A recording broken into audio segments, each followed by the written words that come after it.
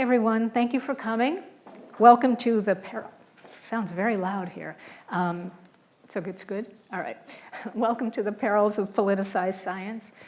My name is Sally Satel. I'm a resident fellow here. And allow me to tell you something you don't know, which is that, few institutions have been immune to the pressure to support to subordinate the pursuit of truth to political or moral commitments. I mean, that is unfortunately rampant in society today, but nowhere is it more florid than in academia. So our speakers today are going to discuss how ideology is distorting research in two basic fields, in the physical sciences and in the behavioral sciences, and the implications for the real-world applications of the evidence that their fields produce. So we're going to start with Wilfred Reilly, professor. He's an associate professor of political science at Kentucky State University. His latest book is Taboo, 10 Facts You Can't Talk About. Now I'm going to give, these are the most abbreviated introductions. Check everyone out on their websites. They are astoundingly accomplished and prolific. Professor Reilly is going to present data on the monoculture in academic research and its impact on the nature of inquiry. Lee Jussim is a distinguished professor of psychology who leads the Social Perception Laboratory at Rutgers University. He'll discuss the corruption of the research enterprise in his field of psychology and more broadly behavioral science. Anna Krylov will do the same for physical sciences. She's a professor of chemistry at the University of Southern California and works in the field of theoretical and computational quantum chemistry. And Tony Mills here is my colleague at AEI who studies science policy. He has a PhD in philosophy as well, and he's currently writing a book about federal science policy. And he's going to talk about the concept of scientific consensus, which is actually not as straightforward as you might think, and how that process of achieving consensus is further complicated when research findings are contaminated by the political agendas of researchers. So after they speak, there'll be probably a little discussion between all of us, and then we'll open for Q&A. So basically, Will, please start, and then when he's done, Lee, go to you, and then Anna, and then Tony. Okay, thanks. Thank you, Will. All right, well, glad to be in one sense of the word, at least. I found out I had COVID in a totally harmless form, but one that prevents me from traveling 2 days before this event, but was glad to do it virtually. How are you guys to the audience? As was noted by Sally, I'm the author of the books Hate, Crime, Hoax, and Taboo, along with a range of obscure academic monographs. And it looks like I'm kind of the leadoff hitter here. And what I'm discussing very broadly is ideological monoculture in the academy, especially the American academy, and what the implications of that are. And there's actually an entire interesting backstory here about how academic monoculture came to be, which I'd trace back to the takeover of the social sciences by the Balazians decades ago for the wonks in the room. But what the term means is pretty specific and obvious. In the sense of one culture, the modern academy, the universities and colleges in the United States, at least outside of STEM, lean about 90% to the political left and 10% to the political right. There's an interesting and still available recent report titled The Prevalence of Marxism in Academia, which finds that in the social sciences, about 18% of faculty members currently identify as Marxists or communists. 24% identify as radicals, and another 21.6% identify as activists. And for the surveyors, these were all asked as independent, distinct questions. I mean, this would total up to about 60% of the faculty falling into one of these three categories. And the figures, the totals are pretty similar in the humanities. Obviously, things are quite different in research biology or something like this.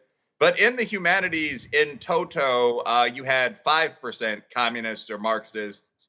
You had 26% radicals. I will say they had far less Marxists than we did, which I thought was a little surprising, but 26% radicals and then 19% active activists. And there are other more field-specific data sets that come to even more startling conclusions.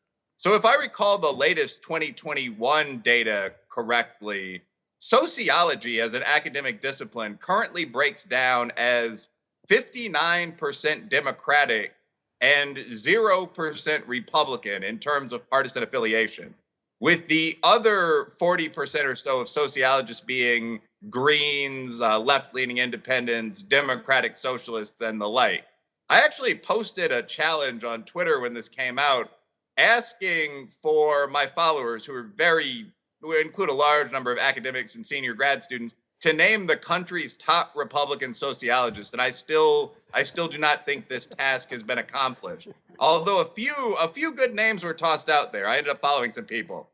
But I mean, a simple example of the real world impact of this positional bias is that prior to graduate school, and I grew up in downtown Chicago, I had met 3 actual communists, one of whom was my girlfriend for a year of high school.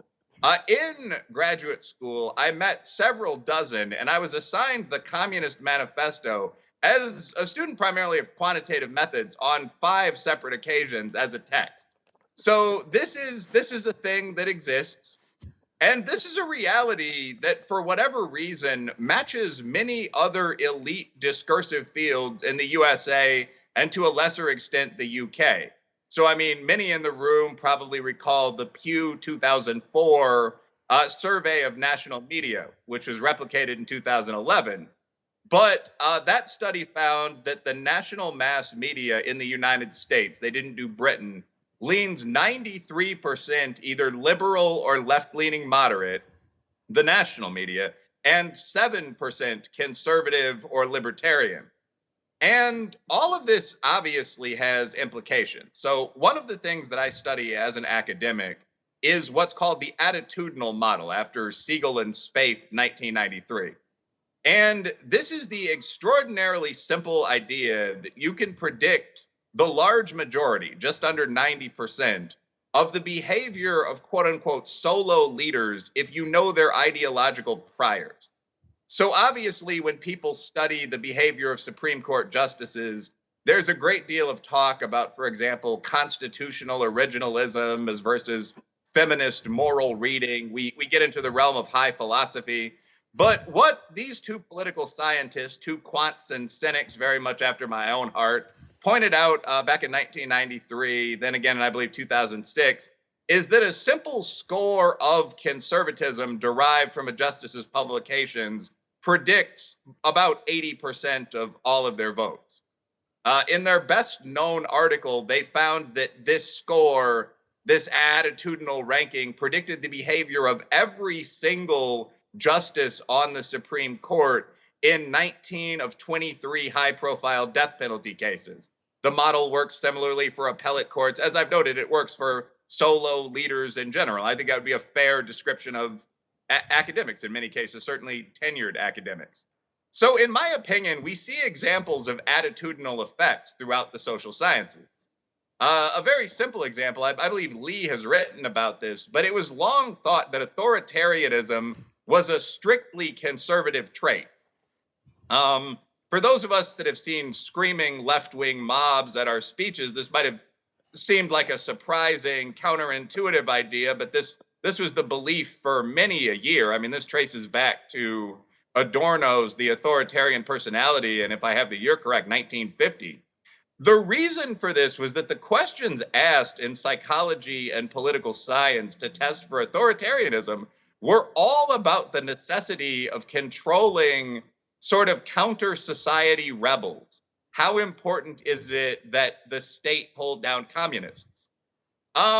In very recent years, a young center-right PhD student at Emory simply rephrased the questions, as I understand his project, so that they asked about the necessity of controlling, for example, and these are my hypotheticals, but insurrectionists or anti-vaxxers, evangelical extremists, this sort of thing. And now we know that the probable majority of authoritarians are on the political left. There's an entire body of research that's developing studying left-wing authoritarianism. But again, this follows 50 years of essentially nonsense, well done work, but which focused on one side of a broad human problem. The tendency to look for the government as daddy or mommy. Don't see a reason to sexually segregate that. But another example from my own discipline is racial resentment.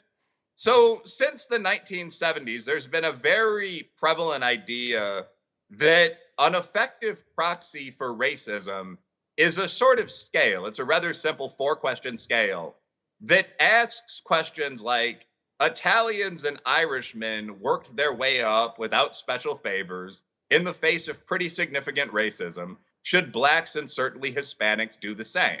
That's a direct paraphrase of one of the questions. Another one would be, do you feel that black and sometimes poor white kids, I've seen both versions, don't try as hard as they should in school? The argument is that this is an effective test of racial and, as the second question indicates, sometimes class bias. And the results of this scale are often used to argue that conservatives are more racist, are greater bigots than individuals on the left are. However, black researchers who slant a bit to the right recently administered the racial resentment scale questions to quote unquote people of color. And they produced the unexpected result that all of us test as more quote unquote racist than whites do. The percentage of people that feel that affirmative action is often unnecessary or that school children don't try very hard is extremely high. It's dispersed very evenly across ethnic groups. And this doesn't seem to have much of anything to do with traditional racism whatsoever. And it wouldn't be hard to produce dozens of examples of this kind of thing, quote unquote, implicit bias, stereotype threat. What I wrote my own dissertation about, which is the hacker test, as it's sometimes called, used to try to winkle out the level of quote unquote white privilege in society. We just saw a paper about the idea of democratic backsliding, which fits right into this narrative that we're discussing. So democratic backsliding is the idea that major countries like the USA are becoming more fascist, essentially. That the election of terrible candidates like Trump represents a move away from traditional democratic norms. But the usual metric that's used to measure this is the subjective attitudes of political scientists about how things are going politically. Recently, a couple of scholars used much more objective tools like the number of citizens turning out to vote and the ease of voting, this sort of thing. And they found that in the USA and most other major countries, there's been no move away from democracy whatsoever. So I would add democratic backsliding to this list of sort of disproven concepts. But the list of things that fall into the attitudinally affected box is as simple as police racism. If you look at the rates at which members of different racial and ethnic populations encounter the police or are shot by the police, and you do not adjust for group crime rate, you would logically come to the conclusion that the police in the United States are extremely racially biased. However, if you do make that adjustment for a variety of reasons, per the Bureau of Justice statistics, the African-American crime rate annually is about 2.2 to 2.5 times the white crime rate. The disparity disappears entirely and you don't find any evidence of racism. And again, whether or not you make that decision, whether or not you think crime rates themselves are evidence of racism, is heavily influenced by personal politics. That sentence was sort of rambling there, but across an entire range of major case examples in the social sciences, we see the effect of the monoculture that exists in the social sciences and that exists in academia more broadly. And I see that I'm pretty close to my 15 minutes now, so I'll close with this. We know what the problem is. Because of things that happened decades ago, the university in the USA slants 90 to 10 in the direction of one of our major parties or our political ideologies. And that influences the results or the output that we see. The question now is how to fix that. And I think the other members of this fine panel that I'm observing for a distance will have some ideas about how to do that. Thank you so much, Will. We're going to come back to you for solutions as well. Lee? Okay, am I on? I can't You're tell. on. I'm on. Okay, great. 12 to 15 minutes. Well, thanks, Sally, for organizing this. And Will, that was a great presentation. Completely sets this up. Although I'm not going to be talking about solutions. I think maybe we'll talk about that at the end. Yeah. In order to keep this short, in a longer version, I went through almost every one of the examples that Will did, and fortunately I cut those. So I'm going to be doing something very similar. Sort of my jumping off point is how extreme the political skew is, which Will did a great job of documenting, and then the downstream consequences of this. With a short time, I can only do a couple of examples, but I will be adding to the examples that Will has already presented. So, you know, the idea, obviously people have politics, especially people with high levels of education often have some sort of ideology, and that's not inherently a problem for science unless it leads to false conclusions. And, you know, I think we all need to be somewhat careful in that that's unlikely to happen on topics that are not politicized. And I'll give some examples of that at the end.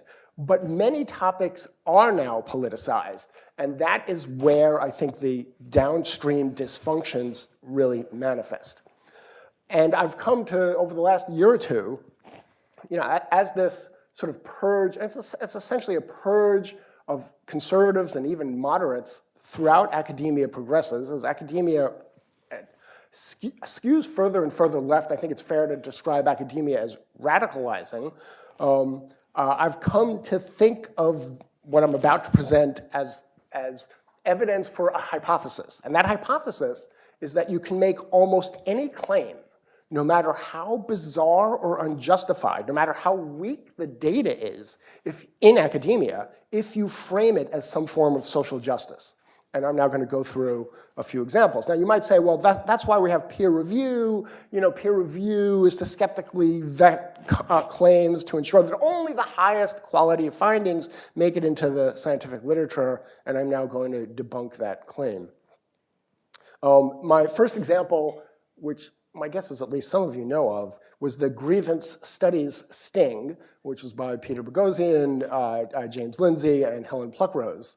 And as they described their effort, which was to get these sort of bizarre claims published in peer-reviewed journals, the goal was always to use what the existing literature offered to get some little bit of lunacy or depravity to be acceptable at the highest levels of intellectual respectability within the field. So over a little over a year, this is what they accomplished. They wrote a slew of papers. 7 were accepted for publication. 2 additional papers were given revise and resubmits, which means they were probably on the way to being published, but the sting got exposed before that completed. And one of those papers actually received an award for extraordinary contribution. Okay, so here is a sampling of some of the things that appeared in these papers published in peer review. There was Our Struggle is My Struggle, which was a feminist rewriting of passages from Mein Kampf, which means My Struggle, in which they replaced Jews with privilege. There was the paper that argued that men should, metaphorically of course, be leashed like dogs in order to control their baser instincts. And there was the paper that claimed that white students in college classrooms should be chained to desks and floors in order to experience oppression. And there was the claim that students who mock feminism should be punished. Now, even if you include the revise and resubmits, you might say, well, this is 9 papers. It's only 9 papers, thousands and thousands, tens of thousands, hundreds of thousands of peer-reviewed papers appear each year. This is some sort of trivial drop in the bucket. It's completely meaningless. I don't think it's completely meaningless. One, it's an existence proof that this idea that you can publish pretty much any bizarre claim if it's framed as social justice. And it's more than 9, because to get a paper published, a typical paper is reviewed by 2 or 3 reviewers. There's also the editor. So you have at least 3 or 4 people involved in each paper. So you're already up to about 25, 30, 35 academics are involved in vetting these and saying, yeah, this is great stuff, we should publish this. So it's more than 9. But on the other hand, you could dismiss that as a sting operation, like they purposely wrote these crazy papers. So what about the actual peer-reviewed literature that people are not publishing, these hoax papers? So here's one of my favorite. This is Moss 2021, published in the Journal of the American Psychoanalytic Association. The title is On Having Whiteness, and this is a quote from the abstract. Parasitic whiteness renders its host's appetites voracious, insatiable, and perverse. These deformed appetites particularly target non-white peoples. Once established, these appetites are nearly impossible to eliminate. Actual peer-reviewed paper. And, when I first came across that, beside being like, okay, this is, I thought it was a hoax paper, actually, but it's not a hoax paper. That passage struck me as familiar, and it kind of mulled about it for a while, and then it hit me. So I'm going to read the passage that it reminds me of. This is a quote. The pestilential adulteration of the blood is being systematically practiced by the Jew today. Systematically, these negroid parasites in our national body corrupt our innocent, fair-haired girls and thus destroy something which can no longer be replaced in the world. That is the actual Adolf Hitler writing in the actual Mein Kampf. The parallels between those two are disturbing and striking. Okay, but that's, again, you can say, so that's the Journal of the Psychoanalytic Society. Is that serious social science? Maybe it is, maybe it isn't. Well, let's go right to the top. Let's go to Nature. Nature is an apex science journal. It's one of the most prestigious, influential journals in all of science. And I have a slew of these, but to keep this short, I'm going to go into one that I did a deep dive on. This article was titled, Scientists from Historically Excluded Groups Face a Hostile Obstacle Course. Now, I was genuinely interested in that because it was possible that they actually had evidence for it. It's like possible to get evidence that supports that. So for example, there might have been evidence showing that higher standards were required for people from certain groups to get admitted to college or to get admitted to graduate school, higher standardized tests, higher GPA, greater scientific accomplishments. It's possible that they could have showed biases in publishing. So people can sometimes identify, especially ethnic or racial identities or groups from people's names. You certainly can usually identify sex or gender from their names. So perhaps what they found was that when non-blind peer review was used, people from these groups would publish fewer papers. So they had a harder time getting their papers published than when using blind review, where you wouldn't be able to identify a person's demographics or identities. Yet another possible kind of thing they might have shown is that more publications or greater research record, more grants were required to get a scientific job in the first place, or maybe to get promoted with tenure. So these are absolutely testable hypotheses. And it is absolutely possible to provide evidence that people from certain groups face a hostile obstacle course. This article in Nature did none of those things. What did it do? Well, it did each of the following things. It presented a cartoon, like a political cartoon, showing a white man going up stairs with few obstacles. The obstacles were like traffic cones. The same cartoon showed a black woman going upstairs, peppered with landmines, barbed wire, and bear traps. Now, I don't know if this was in in Mother Jones or something like that, or or some far left political outlet, that would be reasonable. This is a cartoon. This is not a figure of data. This is a cartoon being presented in nature. Okay, so it had that, but it also cited. It had some citations, like as if it was a scientific article. So I looked into the citations it used to justify this claim. One of the citations was to a tweet. The tweet claimed that minorities face a hostile obstacle course. That was it. The tweet didn't have any data. Like sometimes people tweet data. No. It was just a tweet saying minorities face a hostile obstacle course. Okay, so then I looked into another one of their citations. This was a peer-reviewed article. It was not a tweet. And I tracked down the article. I started reading the abstract. And I read nothing past the abstract, because in the abstract, I found this sentence. This article is an interpretation of a dream of an African-American woman.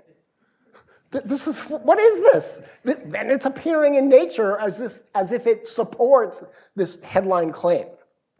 Okay. So part of the problem is that whole cottage industries within the social sciences have been created around findings that, I think falsely, communicate the idea that bigotry is everywhere, yet lurking and hiding in sort of secret places. And Will captured some of that in his talk. I'm going to address yet another phenomenon that captures that. The racial resentment stuff kind of does capture that. The idea is sort of hiding behind these subtle expressions of racism or whatever. Okay, so I'm going to talk briefly about implicit bias. You've probably heard about implicit bias. Almost everything about implicit bias is scientifically controversial. There's no consensus on even how to define it, but colloquially it means something like unconscious or automatic racism that people aren't even aware of. So you need sort of subtle methods to uncover it. Okay, the workhorse method for assessing implicit bias is the implicit association test, which I'm not going to go into in any detail. But this is widely touted among academics. It's the core of 10 million implicit bias trainings and has been publicly promoted by both Hillary Clinton and Kamala Harris. Research on various kinds of implicit bias has been around for over 30 years. The implicit association test, IAT for short, has been around for about 25 years. After 25 years of research, every one of the things I'm about to list is either known to be false or at best dubious and controversial. Okay, so actually this first part is true. The IAT measures how fast people respond to categories. That's what it measures. This is not anything recognizable as any kind of racism or bias in any conventional sense. It's well known that the IAT itself is riddled with all sorts of sort of statistical artifacts and biases that undermine or corrode its validity. Its stability over time is very low. People often don't get the same or even a similar score when they take it at different points in time. There's nothing about the IAT there's no good evidence that what the IAT measures is unconscious. That is, if you explain to people what the IAT is and you ask them to predict their scores, they predict their scores exceedingly well. That is, they know how they're going to do on this test. So there's no evidence that this is unconscious. The effect sizes are routinely overstated. It is unclear at best whether it measures anything different than what is measured on conventional prejudice questionnaires. Now, no one's denying, I'm certainly not denying that people have prejudices and that they can be measured, but it's not clear that there is anything different being captured here than in other long-standing existing methods. I have like 5 or 6 more bullet points on just how bad this is, but to keep this moving along, I'm going to continue. So after 30 years, there is vanishingly little scientific certainty about any of the claims about implicit bias made on the basis of IAT research, which is to say most of the claims about implicit bias. And as Will highlighted in his talk, including racial resentment and left-wing authoritarianism and policing, there's a slew, just a slew of additional sort of social justice-y findings that suffer from other serious scientific problems that go well beyond what either he or I are capturing here. Okay, so I want to end with a caveat. I am definitely not saying that all scientific research is a disaster. That would go too far, including the peer-reviewed literature. I looked up other articles published in Nature. I have no reason to, this is beyond my expertise, but I have no reason to doubt that articles with the following titles are compromised in the same way. So here are two titles. Transgenic ants shed light on insects' sense of smell. I have no reason to doubt that paper. Here's another one. Broken mirror symmetry boosts current conversion in a semiconductor. I have no reason to doubt that I have no reason to believe there's any political infection in articles on those kinds of topics. There is even good social science that appears from time to time, and I could give some examples of that. But the social sciences are, in my view, rapidly becoming the quasi-scientific propaganda wing of the progressive left. And because it all gets published in peer-reviewed journals, the propaganda can be very hard for the lay person to distinguish from the credible science because the propaganda has superficially the same veneer of scientific credibility as does the propaganda. Thank you. Thank you. That was excellent. And to depress us further, that article that you mentioned about on having whiteness, which interests me as a psychiatrist, first off, he had such therapeutic nihilism. Why is he even practicing? But he won an award for that. Did you know that? I did not know that. Yes. Oh my God. Which attests to the fact that it's not just him, that this is that's lauded in the field. Yeah, not to distract, but that is the most pernicious part of it. The articles are bad enough, but they've survived peer review and published and disseminated. Anyway, thank you, Anna. Yeah, not to jump in from a distance, but one of you guys mentioned that James Lindsay actually won an award for his paper on dog park pumping, to put it bluntly. I mean, that was voted, I believe, the article of the year in that journal, which is not an insignificant journal. Yeah. And the question there was whether patterns of dog sexual interactions indicated anti-feminism. They claimed to have sexed 10,000 dogs and so on. So some of this is almost beyond satire. Yeah. Wait till they come the after satirical paper won the scholarly medal.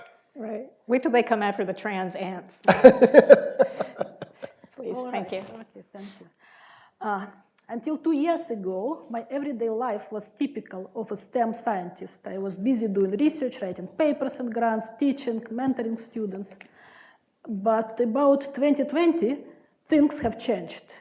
Quite suddenly, our institutions, universities, professional societies, funding agencies, and publishing houses have become taken over by the regressive ideology.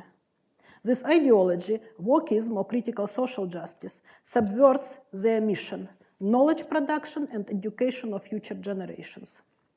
This toxic ideology is now being aggressively implemented by the massive diversity, equity, and inclusion, or DEI apparatus.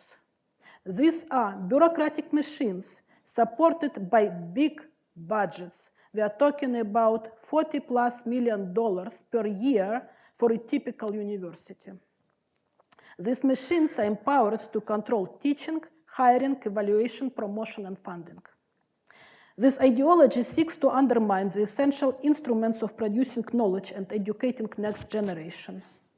It seeks to limit academic freedom by modern forms of censorship and suppression.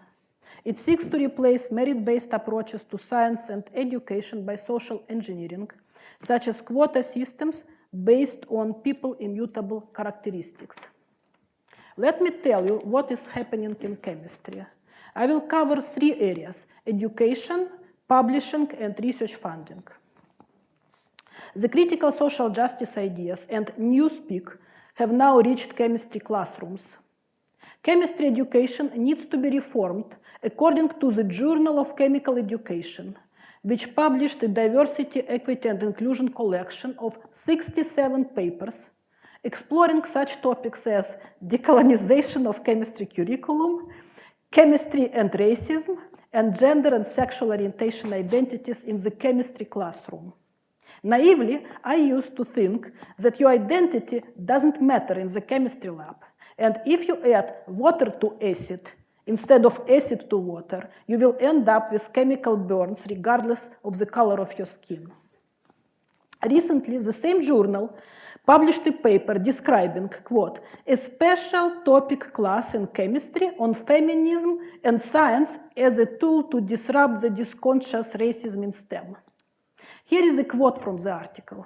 Unit 3 of the class explored the development and interrelationship between quantum mechanics, Marxism, materialism, Afrofuturism, pessimism, and post-colonial nationalism. To problematize time as a linear social construct, the Copenhagen interpretation of the collapse of wave-particle duality was utilized. It sounds like an article from The Onion or an AI-generated gibberish, but it is for real. It is a real paper published in formerly respectable education journal that describes real class taught in a real university. Unfortunately, these are not some outliers we can laugh at and dismiss as insignificant. These ideas are now being aggressively pushed into the university curriculum. At USC, our Center of Excellence in Teaching has recently advised the faculty to do the following. Introduce yourself with your pronouns on the first day of class. Find opportunities to normalize and include they, them pronouns, neopronouns, and non-heterosexual, non-cisgender relationships. This, they say, can be implemented across all academic fields. If your course provides reading assignments, have at least one required reading item in the coursework involving LGBTQ+ contributors. This is new revised definition of excellence in teaching.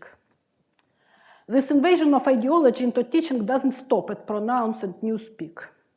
This ideology problematizes using rigorous metrics to assess student performance in STEM courses. Why? Because rigorous metrics do not ensure equity, that is, they do not result in proportional representation of various demographic groups. A paper in PNAS Nexus, very important journal, claims that introductory courses, such as general chemistry, which I teach, disproportionately drive minoritized students out of STEM. The idea that STEM education needs to be reformed to promote equity are now widespread. A recent story of Maitland Jones illustrates this point. At New York University, students complained that organic chemistry class was too hard, and that the grades assigned by the professor, Maitland Jones, did not reflect their efforts. And the university fired the professor. There is nothing unusual about student complaints. The university reaction was unusual, but it could be a local problem with NYU leadership. What really caught my attention is the reaction to this case. So let's hear what our intellectual leadership has to say about it. Holden Thorpe, editor-in-chief of Science magazine, a chemist himself, thinks the undergraduate education needs to be reformed. He writes, the faculty torture the pre-meds with materials they don't need, such as chemistry, I suppose. Inside Higher Ed magazine chimes in, quote, undergraduate STEM education is in the midst of a reform movement. Change is happening in part because colleges are enrolling more diverse students who arrive with different needs and expectations, end of quote.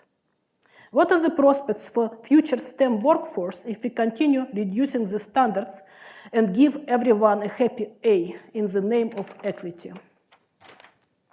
So this is how ideology undermines STEM education. Let me now tell you how critical social justice is subverting chemistry publishing. It does so by means of social engineering and censorship. Scientific publishers introduce DEI considerations into the editorial process. I serve as an editor for 2 chemistry journals. When renewing my contract with Reilly, I was asked to pledge my commitment to promote DEI in the editorial process and strive to, quote, ensure the best possible diversity, equity, and inclusivity in its editorial board, reviewer pool, and authorship. I refuse to sign it because I believe that the role of an editor is to make sure that valid scientific things are published, regardless of the author's immutable characteristics. Many publishers now set up quotas for editors and reviewers. Recently, I was submitting a paper to PNAS, top journal in US, and when suggesting reviewers, I was asked to consider their race, gender, and country of origin. I always thought that the reviewers should be selected based on their expertise in the subject matter. Some journals go further and now encourage authors to do citation justice. That is, to cite preferentially papers written by authors from underrepresented groups and from underdeveloped countries. Scientific publishing is one of the central pillars of what Jonathan Rauch calls the constitution of knowledge. Critical social justice subversion of its mission, publishing valid scientific research, threatens the entire scientific enterprise. Censorship is antithetical to the production of knowledge. Yet it is now a reality in scientific publishing. An example, editorial boards of the journals published by the Royal Society of Chemistry were recently given guidelines to identify and prevent publication of content that is likely to be upsetting, insulting, or objectionable to some or most people. Censorship does not stop at offensive content. The editors of Nature Human Behavior published an editorial where they state that they will not publish valid research if it may cause harm to groups or individuals. This is an example from social science, but the idea of knowledge causing harm has already spread into STEM. And some are calling to censor research at the funding stage. Proceedings of National Academy of Sciences has published a paper which proposes to institute ethics review boards as a prerequisite of funding, with the goal to identify harms of research to groups or societies. Let's hear what examples of harms they give. Quote, risks that arise due to the technology being co-opted for nefarious purposes, such as governments employing mass surveillance. Potential harms to any population, such as job loss due to automation. Potential harms to specific subgroups, such as technical barriers to using technology that is prohibitive to poorer populations. My research in computational chemistry could lead to new solar energy technology that could cause job loss in coal industry. The algorithms for high-performance computing that I develop could be co-opted for nefarious purposes. So by this criteria, my research can be censored out for good. This is only a proposal, but unless we fight back, it will become a reality, such as mandatory DEI plans as a prerequisite for science funding. This is the most alarming trend, in my opinion. Department of Energy, our major funder, recently announced that each scientific proposal must now include a DEI plan demonstrating the commitment of the principal investigator to, quote, promote equity and inclusion as an intrinsic element to advancing scientific excellence. You have a brilliant idea how to solve the energy problem? Don't get too excited. Department of Energy wants to know your plans for advancing diversity. What are the prospects for scientific enterprise if our essential institutions, such as those responsible for funding, publishing, research, and education, replace their original missions by critical social justice agenda? They are not good. Thank you. Yeah, thank you. Actually, nature, human behavior has already moved ahead with somehow predicting what kinds of papers could be misinterpreted as promoting racism, homophobia, whatever. So, Tony. Well, first, I just want to say thank you to Sally for organizing this and inviting me. So I'd like to talk about the problem of monoculture as well, but I'd like to come at it from a different point of view. but maybe end up in a place that I think is convergent with some of what's been said. So I think when we think about monoculture in academia or in science, one of the things that we see as problematic about the existence of monoculture is a lack of diversity of viewpoint, vigorous exchange. And I think because of that, there is often a tendency to emphasize the importance of divergent viewpoints and skepticism. And when we do that, we can often draw on a lot of images, popular or other, of the scientific enterprise as a skeptical kind of enterprise. But what I want to do in order to get at this problem of monoculture is actually start by thinking about the non-skeptical side of science and the really distinctive way in which the scientific enterprise balances skepticism and heterodoxy with orthodoxy and the achievement of stable forms of knowledge. Because I think with that picture in mind, we can better characterize some of the problems that we see.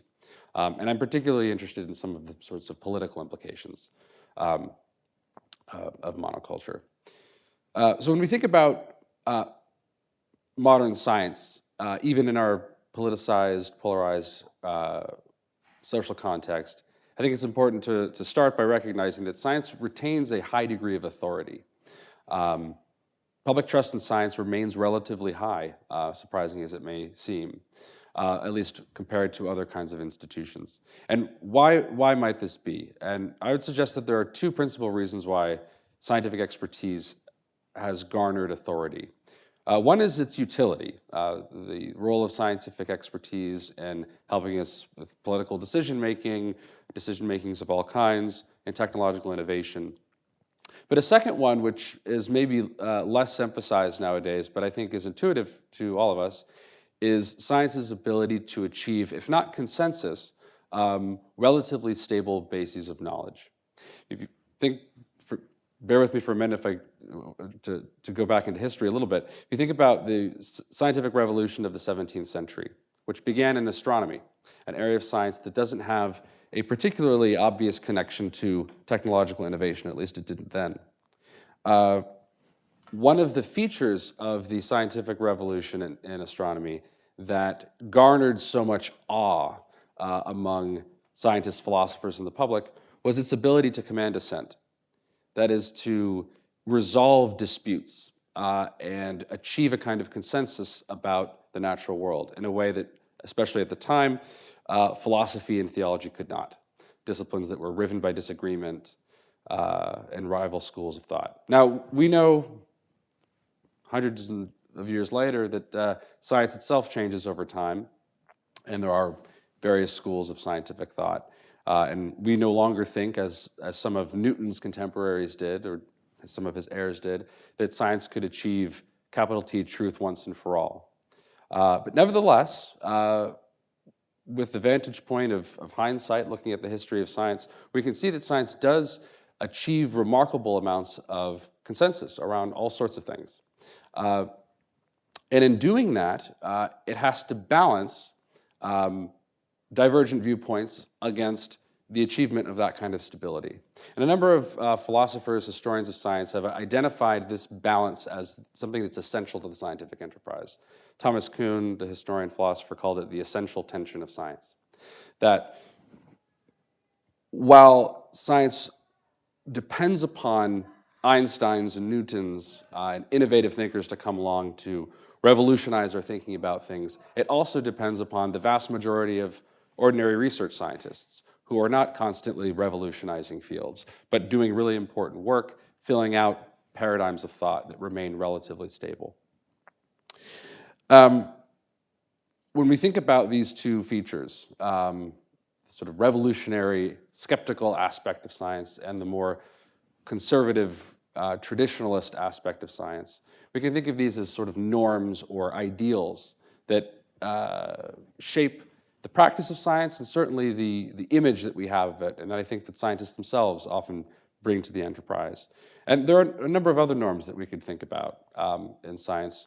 One of them, which we've talked about today, is what sociologists sometimes call universalism, the idea that a scientific claim, the truth or the reliability of a scientific claim doesn't depend on the particular features of the person who's advancing that claim.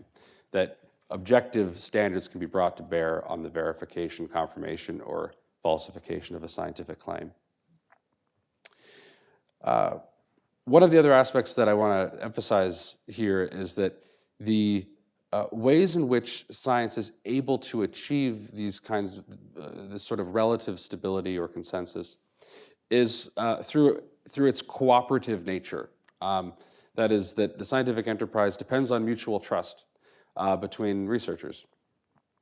It's not simply an individual or individualistic enterprise, although it does depend on moments of individualism as well.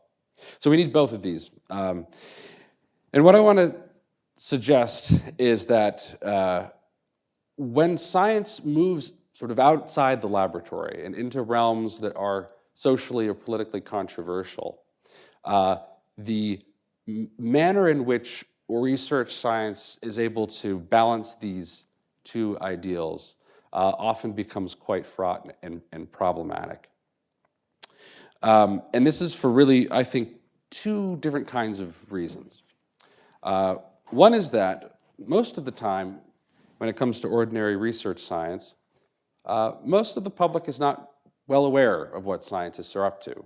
We're sort of happy to leave scientists to go about their business, making conjectures, refuting alternative hypotheses. It's a debate for and among specialists, often specialists with very narrow domains that even their peers in the same broad field would not even have particular detailed knowledge of.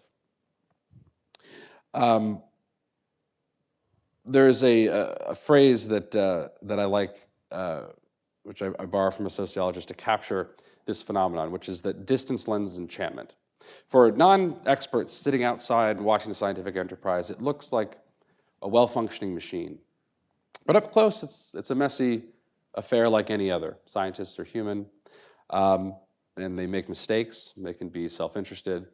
But nevertheless, there are mechanisms by which the scientific enterprise has proved over time to be an effective producer of reliable knowledge, even if it's messier than we sometimes like to think.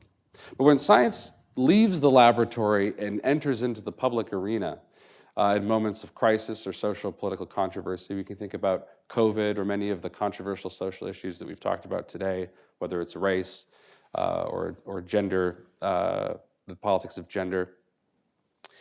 Suddenly, science is no longer, well, the distance collapses, and public scrutiny of science becomes just a de facto part of life. And I think something that can happen is that we sort of see science up close, and we realize that it is not this pristine image that we sometimes like to think it is. And we see scientists and their all too human behaviors. And I think another thing happens, which is that when science confronts these controversial topics, these often large, complex social and political topics, whether it's in environmental policy or public health or criminology, we are frequently grappling with problems which involve scientific expertise, and in fact, lots of different kinds of scientific expertise, but that are not reducible. These problems are not reducible to scientific problems.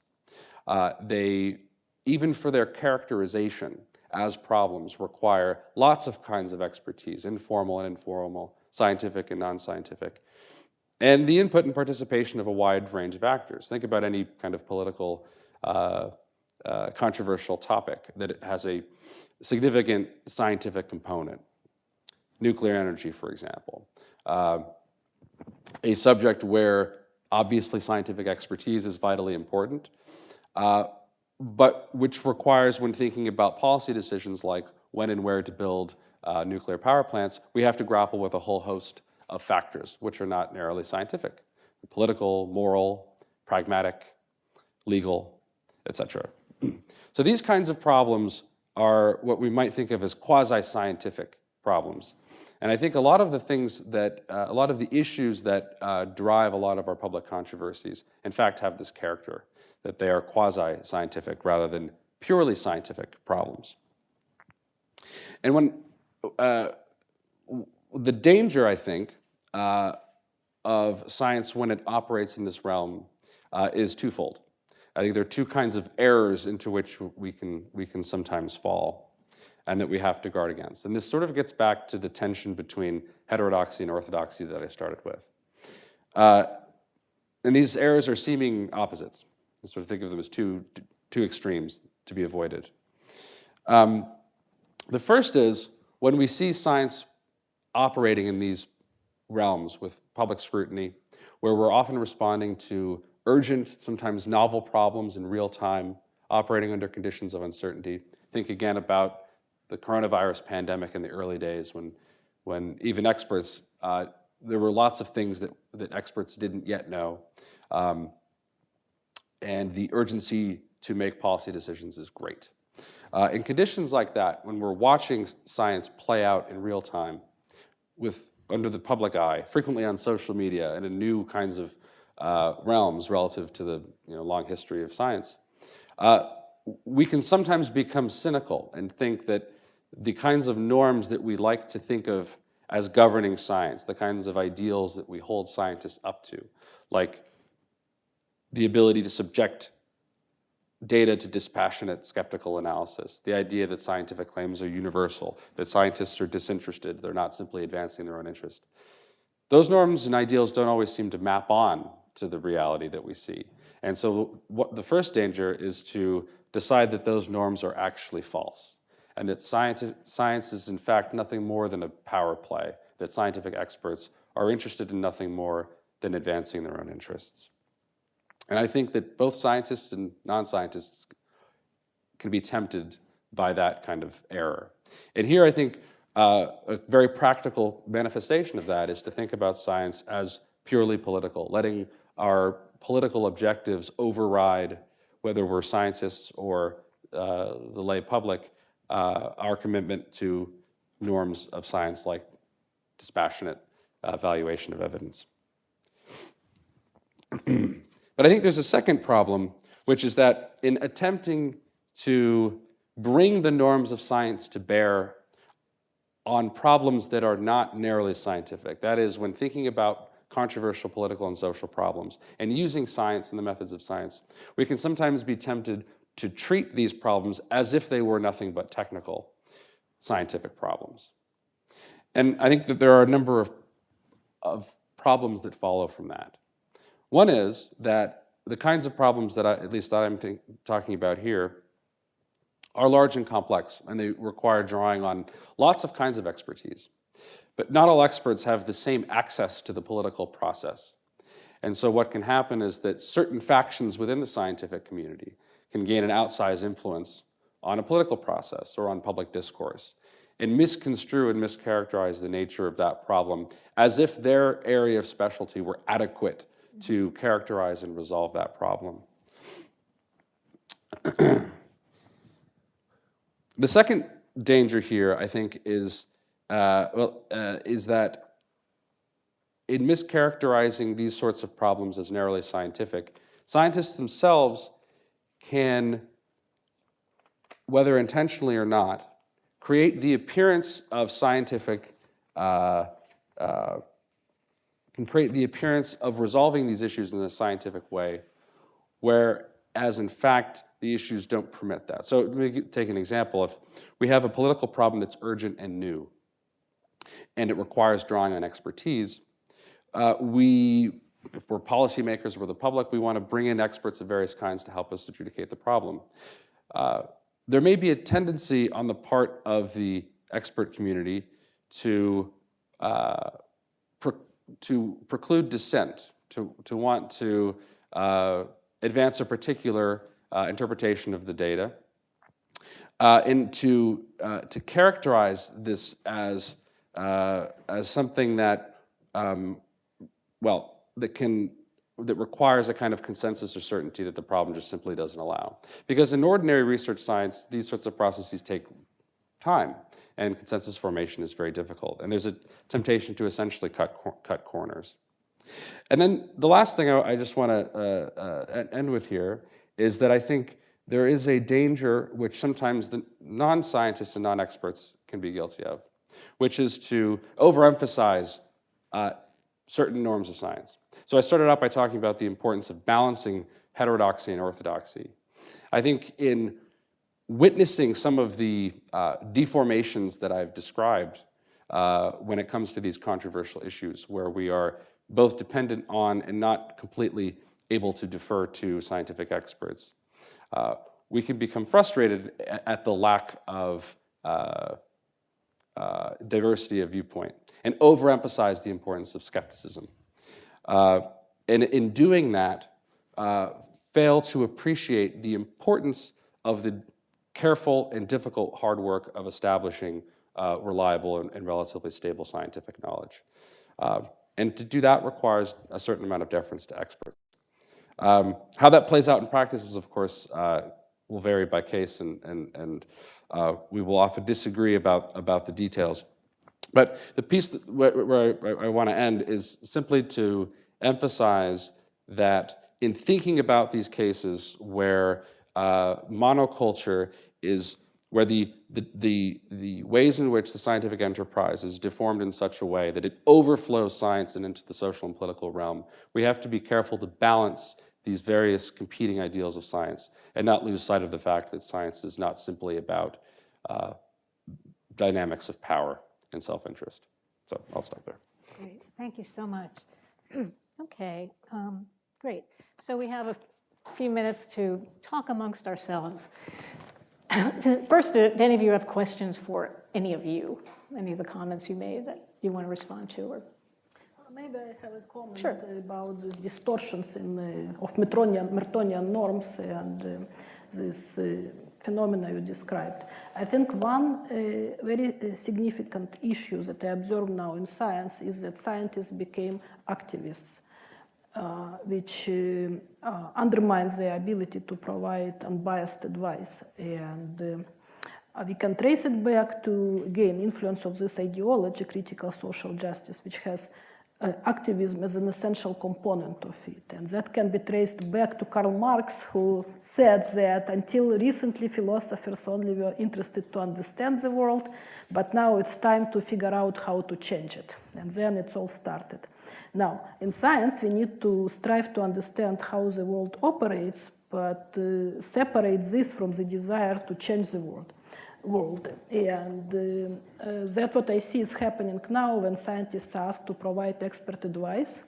Instead of giving information as it is, without personal judgment, they inject personal politics, and I find it very damaging.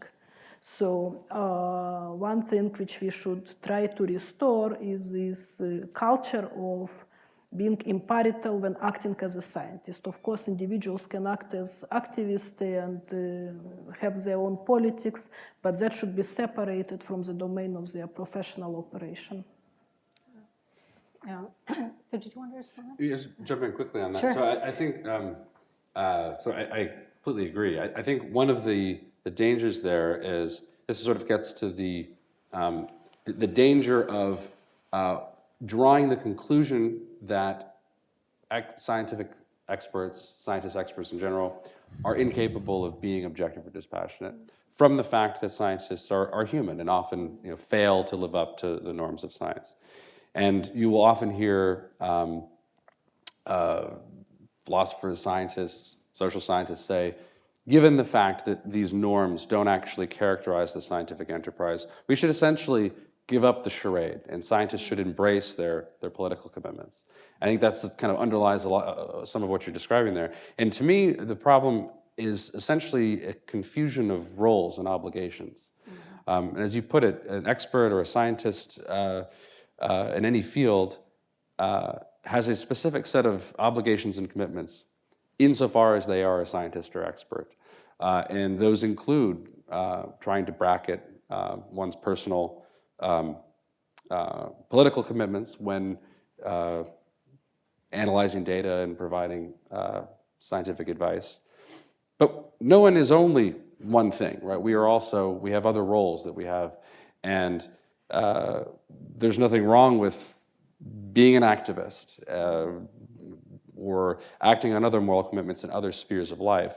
That we are we are complicated creatures. We have lots of different roles, but those roles come with specific sets of obligations. And if we forget those differences, we wind up doing fulfilling none of those roles well. That's so true, and I see that. This is a prelude for another conference, but I'm seeing that in such a pronounced way within medicine now, to the extent where basically the mission of medicine is being conceived as being one of promoting social justice, and physicians' main identity is to be activists. And it just confuses so much, and at the very least, it just distracts us from what we do, and we don't have enough time to do it anyway, which is diagnosing and treating people, and siphons off energy into other pursuits, which of course people can do on their free time. And I think it also kind of appropriates the authority of medicine. It's really an abuse of our authority. We're still a respected profession and given a kind of deference, and to the extent that frankly, under the guise of politics, physicians are making pronouncements about larger social issues, not about Medicaid systems or systems of insurance or payment, that kind of thing, or issues that are proximate to medicine, but about housing, electoral politics, dismantling racism, which has become, I think it was Montefiore Hospital. I hope I'm not wrong as I said their name, but it actually puts that as their main goal, as a health promoting and protecting and research institution. And I think it can only, people don't know about that as much as the kinds of topics you've discussed. It's not as visible to the public, but I think once they start to learn about it, it really will damage their trust. The striking thing, which is one last thought on this, about this to me, is the example you gave about a research proposal that might portend enormous benefits for energy technology. There's a way in which this role confusion betrays a lack of confidence in science or medicine to actually deliver a lot of the things that we want, maybe as activists or citizens, right? Medical care, turns out, is quite important to the well-being of people of all kinds, particularly underserved communities, right. And even natural scientific research in fields far removed from seemingly practical areas can have enormous benefits that can be social and political in nature. And if we have experts, rather than focusing their time on that, focusing their time on other activities for which they may not be best suited, we advance neither goal. This is now built in, unfortunately, in the very process of hiring professors. Yeah, and as a new addition in most universities now, if you're applying for chemistry or physics jobs, as part of application, you have also demonstrate your track record and commitment to diversity, equity, and inclusion, and provide short-term and long-term goals, and that detracts, from your main responsibility, teaching, education, and doing research. So this confusion of roles, yeah, that's a bad thing, and we have historic precedents when it happened. Like in USSR, for example, when, as they used to say, cooks were running the government and former elites were doing cooking, and neither worked very well. So it's, road for disaster. I think ideological confusion understates the extent of the problem. Because I think what you have, at least throughout the social sciences and humanities and academia, is a growing, full-throated embrace of infusing one's scholarship with ideological activism. It's not like nobody's confused. Yeah. They are promoting it as there is no alternative. Anyone who says they try to do some Mertonian disinterested, they're just deluding themselves. That is a power move. They have their own ideologies. And so the only way to fight these bad ideologies is by our better ideology. So I don't think it's a question of confusion, not in a phenomenological sense. I don't think these people would feel confused. I think they are intentionally and it's easy to cite papers and essays promoting this, infusing ideology into their science. And my biggest, to me, again, the biggest problem is when it goes wrong, and especially when it goes wrong on things directly relevant to public policy. I have a million examples, but I'm just going to give one of those. As the pandemic was unfolding, one of the early phenomena was that there was lower uptake of the vaccines among Black communities. And in academia, the rhetoric was, this is all, this is whiteness, this is systemic racism. Black communities are afraid of the medical establishment because they know about the Tuskegee experiment, which was like a horrible injustice. And because of that, they don't trust the medical establishment. So this group that I've been working with, I was not involved in this project, went out into communities to try and find out what you could do to increase vaccine uptake. And what they discovered was that none of that was what was going on. That typically what you had were, especially in sort of working class, lower middle class, or poor communities, people weren't paying that much attention. They didn't really know that much about the vaccines. They were working 3 jobs. It was just like hard to do. So they teamed with Walmart to go door to door. And this is both, they did it in both Black communities and sort of working class white communities. Actually, the academic rhetoric in working class white communities, but these are all, this is Trump's base, and they're all conspiracy theorists and all this sort of stuff. It was just as untrue for them as it was untrue for Black communities. Same thing, door to door, talk to people about the vaccines with people they trust. So they teamed with Walmart because often, Walmart is sort of a cheap retailer, so if you're not particularly wealthy, you're likely to frequent Walmart. If you frequent Walmart, you're likely to trust people from Walmart. They went door to door with Walmart. It gave both,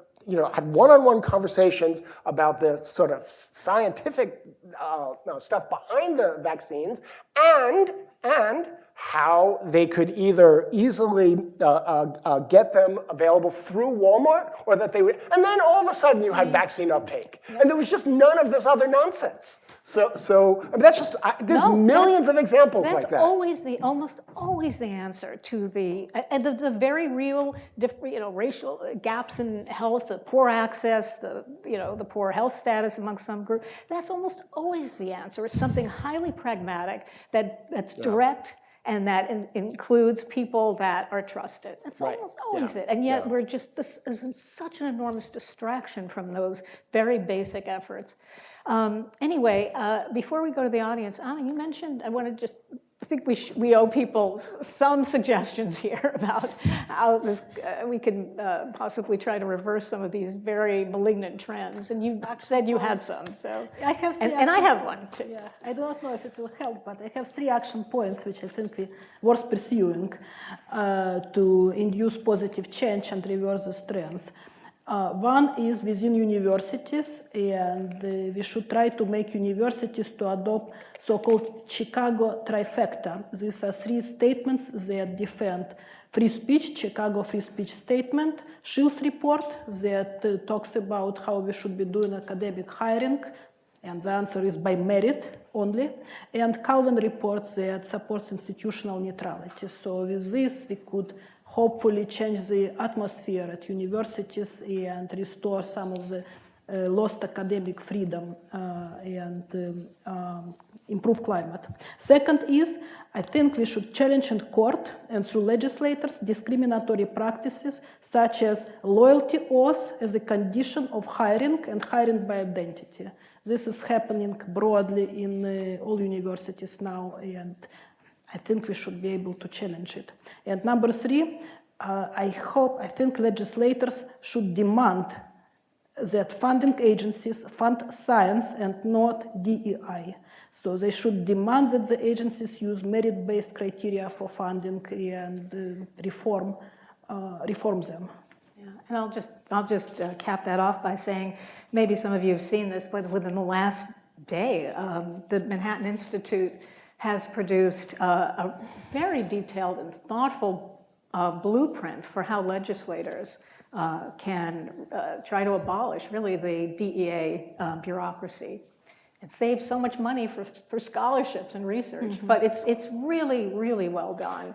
And it actually gave me more hope than anything in the last while, because I do think there's an inchoate sense that people have of, this is awful, we acknowledge it, but what the hell do we do? And it's not a bad blueprint for legislators. And if people push their legislators, this is at the state level, the funding agencies is more at the government, and that's, federal agency. And that's important too, but I think there might be some movement. We'll have to see. Maybe I'm just too optimistic. Can I inject a note of pessimism? All right, please. I don't think you have to inject it. I think that's the baseline. As if we had not enough. I do think that a number of so a lot of what we've talked about are cultural problems and cultures within the institutions of science. And I think it is a real danger that these norms that we keep referring to, which I think everybody who practices or sees science up close knows are aspirational norms, that they don't descriptively, perfectly, accurately characterize the behavior of individual scientists all the time. But nevertheless, they're vitally important for the functioning of the enterprise and for how we think about it as a non-scientist. And for the standards we use to hold scientists accountable, both to the public and that scientists use to hold each other accountable. So they're vitally important, even if they're not descriptively accurate. But what do you do if you have a generation or two of scientists who are brought up to think that these norms are themselves either because inaccurate, therefore dispensable, or in fact dangerous or problematic? And this seems to me as a cultural kind of problem, and we may have limited policy tools with which to counteract that. But it doesn't mean it can't be Cultural counteracted. shift is important, I agree with that, but it's a question of incentives and institutions, whether they make it easy to abolish these norms and change, or whether they make it difficult. And now the big problem that institutions are taking over. And instead of defending these norms and the aspirational values, they replace them, and from the top they call to abolish them and publish side papers by diversity status, give money by diversity, and so on. So I think there is a lot to be achieved by trying to reform the institutions from the top. Right, because it seems within it they make the environment so hostile that forget people who've been canceled and fired. It's such a deterrent, I think, to new people who might want to enter it. So they've created, as Will said, created their own monoculture. So I think some of these forces are really hard to mobilize from within. So questions? Yes, thank you.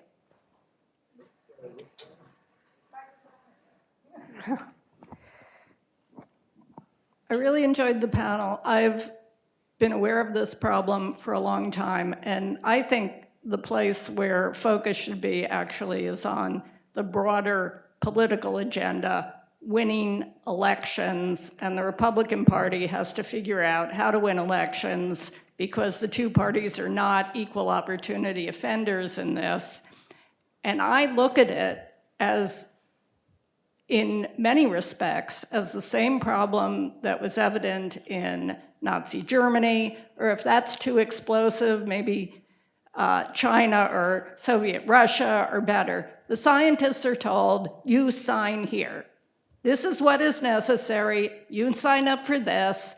Then you can go do your chemistry or whatever it is you're doing, but this is simply going to be a requirement, and it's also the case that the overall culture is shaped by this. Remember, anti-Semitism and racism generally was the cultural norm widely in the United States, certainly in Germany.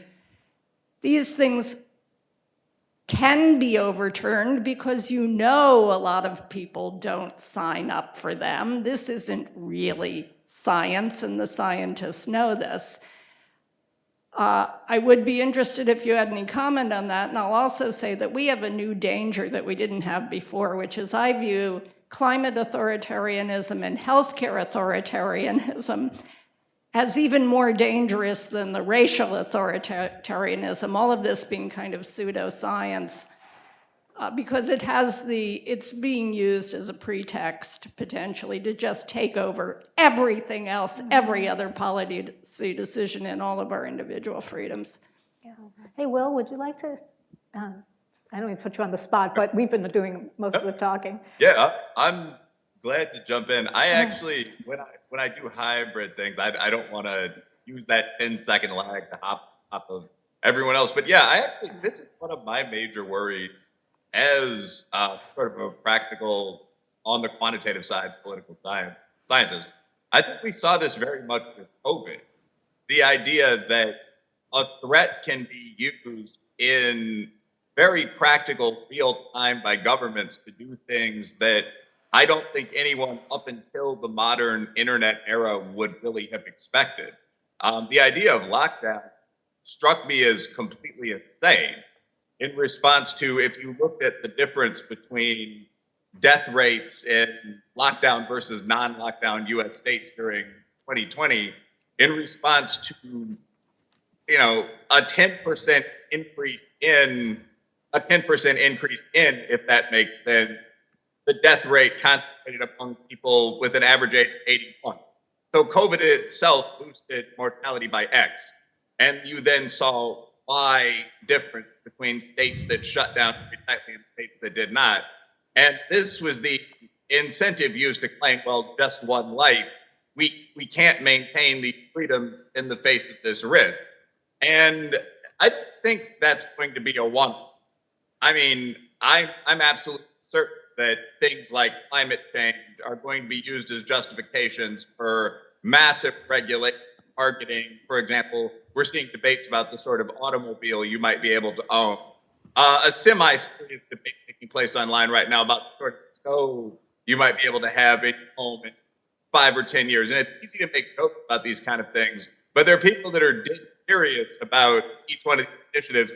One of my main points about this, in terms of the questioner, that a lot of this seems to be based on partisan pseudoscience, is that virtually every left-wing doomsday prediction ever to be has turned out to be wrong for a variety of reasons, either plain errors in the method as the models initially constructed, or a failure to account for the simple reality of adaptation. But I mean, this is true going back to the population bomb. I mean, if you remember, Ehrlich's first sentence was, the battle to feed all of humanity, provide all of humanity with a life is over. He predicted that the population of the world, would one of the panelists correctly, would drop by half. India would not survive as an independent nation. And I mean, and this was based on what at the time was pretty solid statistical work, or at least so he thought. Obviously, because of what should have been predictable trends, the Green Revolution, birth control, none of this happened. Ehrlich is still cited as a prophet. I don't mean to ramble on here, but I mean, the man was on PBS, I believe it was, last week. So, I mean, this was one of many. I mean, the Club of Rome, as an investor, 1, 2, 3, 4, I think we're on 5. Killer bees, the Great Northerly Migration, Y2K, adaptation did happen with that one. But just on and on and on. And there are many more that I'm not thinking of. I went on a rant, became an article for, I believe, Quillet about this, and there were 26 in the feed. I think Lee read it before it went printed. But I'm very worried about this, that on the basis of what is almost certainly false information, we are going to make substantial changes to quality of life in the West, if not throughout the world. And I think all we can do about that as we're engaging with sort of pseudoscience here is fight it, point out this probably is pseudoscience.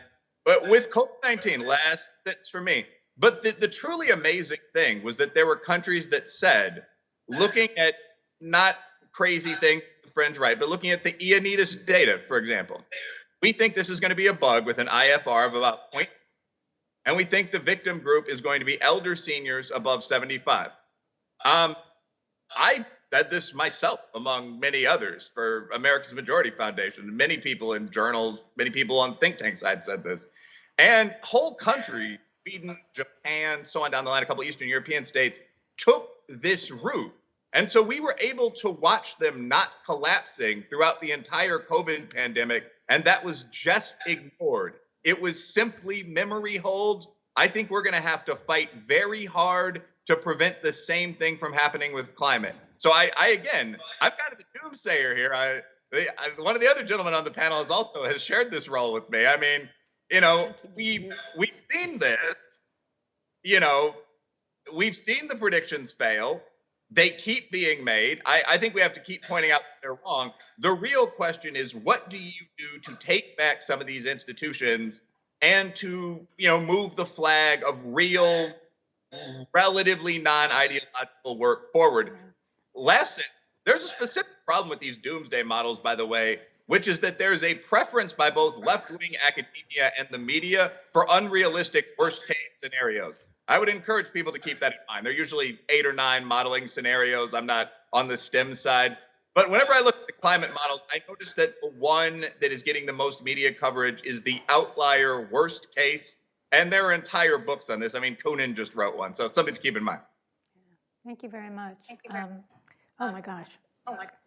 I'm glad there are all these questions where, you all have time, right? Okay, we'll just go over a little bit. This lady? Ma'am? Oh yeah, need the thing.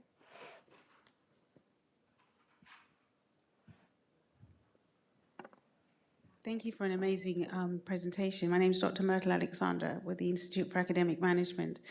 I'm staggered to hear the numbers or the great divide between 90 to 10, between the parties. And to see that it's at the higher education level and that it's been conquered, so to speak, at the higher education level. But they're actually now going at the K through 12 level, in the fact that the lady mentioned that we need to actually go pay attention to the vote. And the fact that they're actually now wanting to bring the voting age down to 16. One would have to pay attention to that they're actually now going after the students in the K through 12.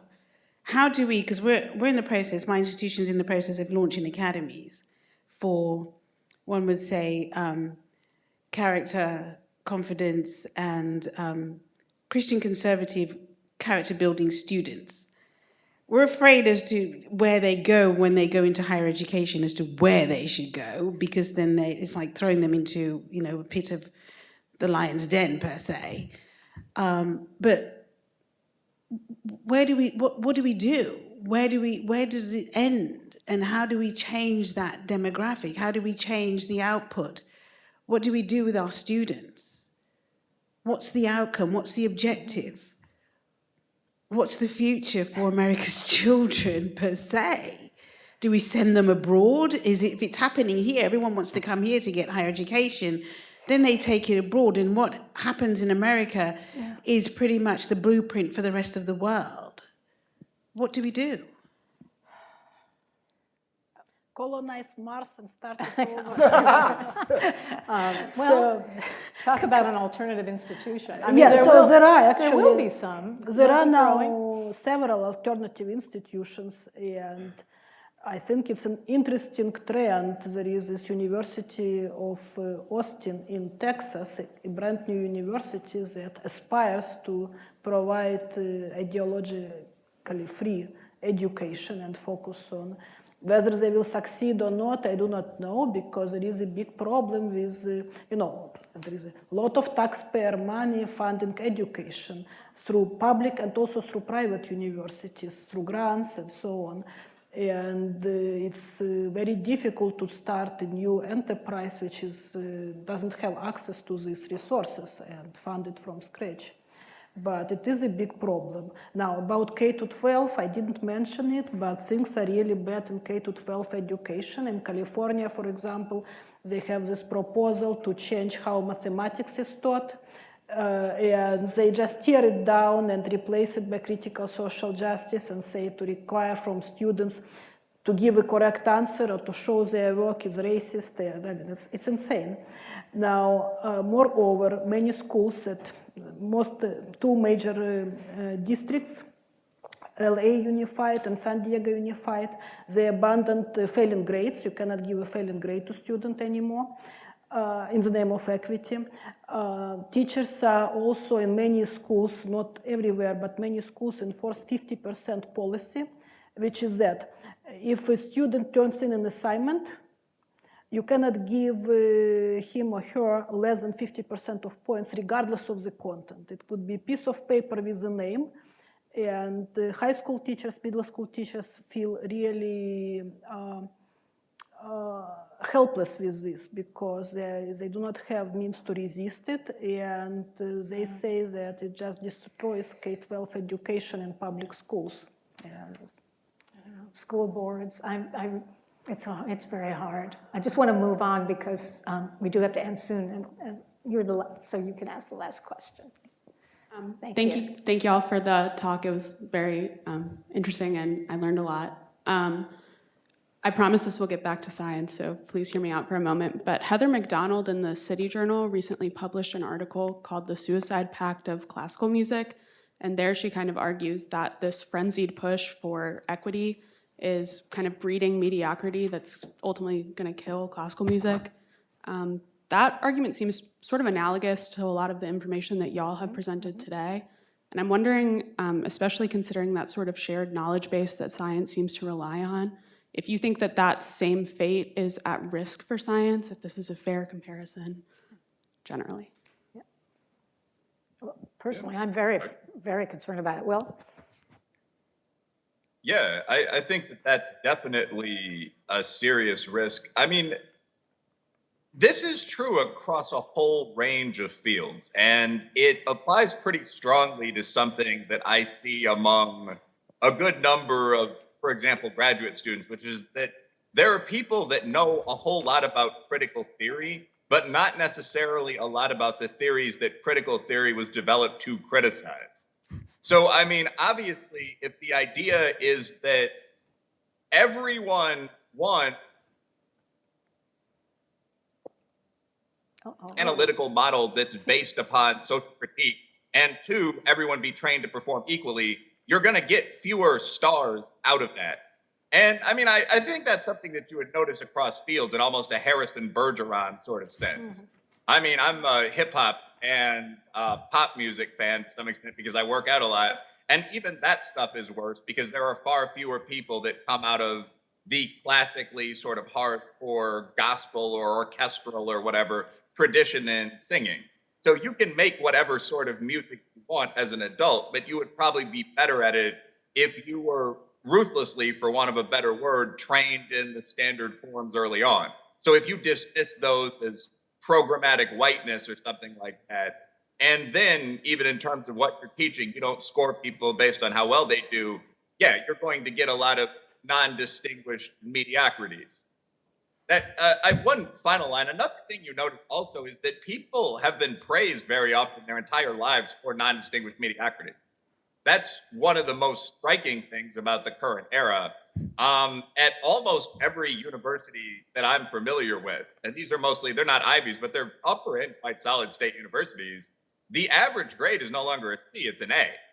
So not only is the teaching less hardcore, less structured, less abusive in the build them up sense, but it is also more highly rewarded despite that. So many people in the USA probably don't have skills on par with the best of China or India, but do have much higher self-esteem. And that's a potentially very dangerous combination. Yeah. Please. Let me add, on the issue of issues of what to do, there are several proposals floating out in the sort of intellectual atmosphere out there, and there's some actions in process. So I'm actually a registered independent. I've done battle with Republicans, and I have done battle with Democrats. It depends on the issue. One concern that I think is very real is that there will be a Republican overreaction to these developments, which I think you've seen in the slew of state actual legislation or proposed legislation to ban critical race theory or divisive concept. The state cannot be in the business of banning conversation or faculty freedom to discuss or present anything that they want. This is a clear violation of the First Amendment. This is extreme overreach. So that's bad. On the other hand, it remains to be seen how effective this will be, but the rise of the politicization of the university is fundamentally a political problem. It's not a rights issue, mostly. And as you may know, DeSantis recently appointed a slew of sort of anti-woke warriors to the board of trustees at one of the colleges. Well, that he has complete authority to do. For a state college, the governors have the authority to appoint trustees to sort of oversee the direction of the universities. I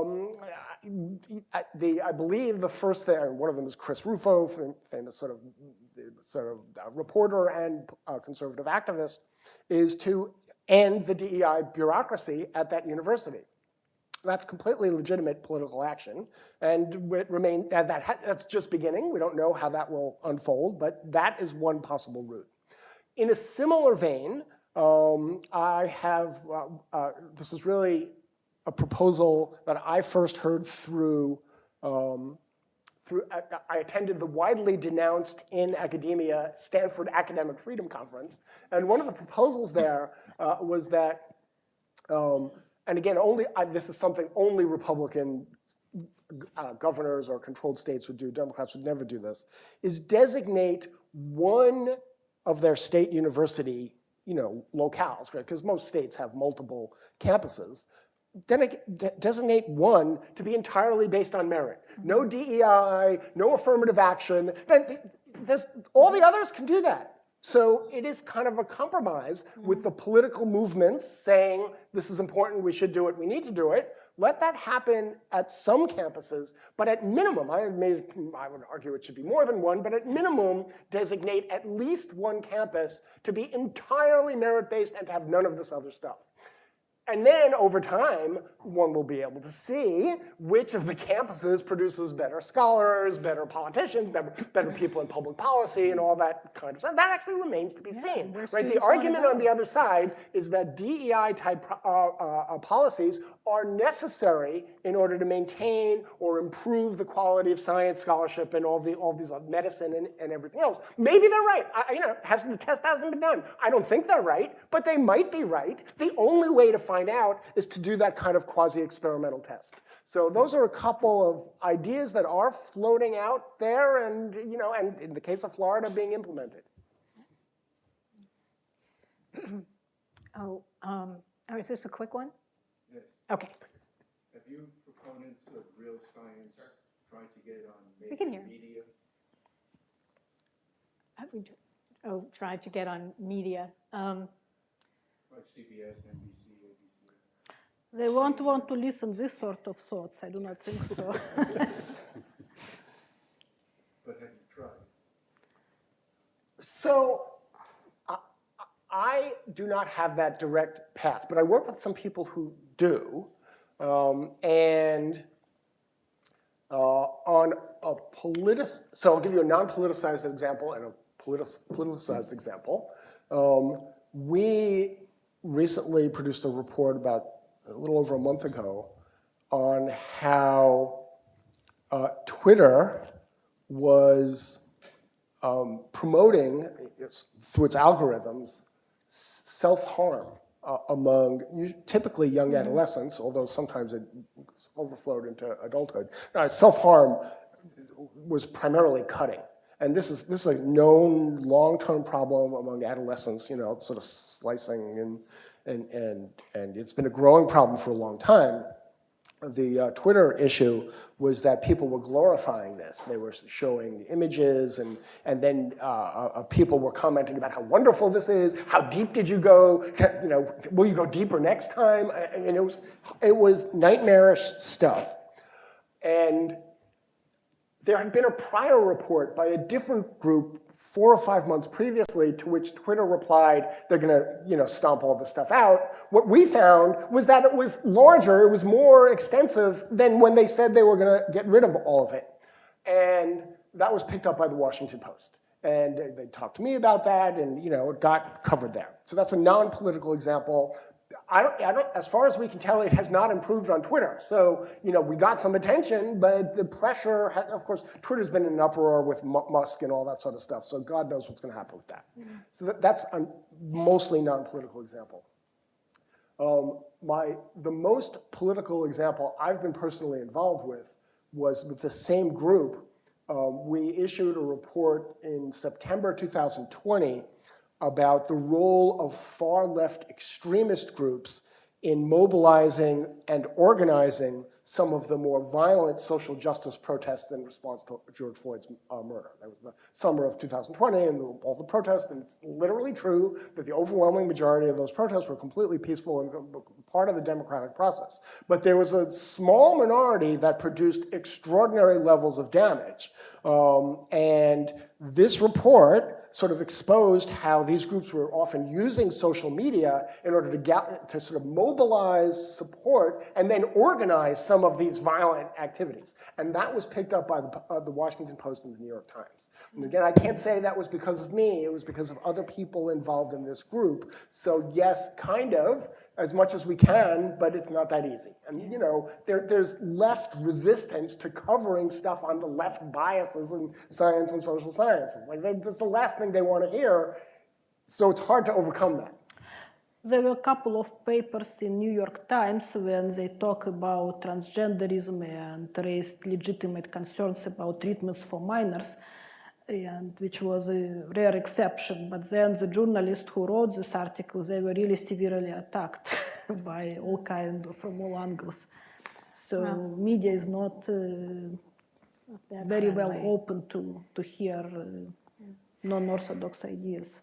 Okay, well, thank you all for coming. I hope this was more motivating than it was a little demoralizing, but I can't think of 4 people better to lay out the landscape of what we're facing and what has to change. So thanks so much.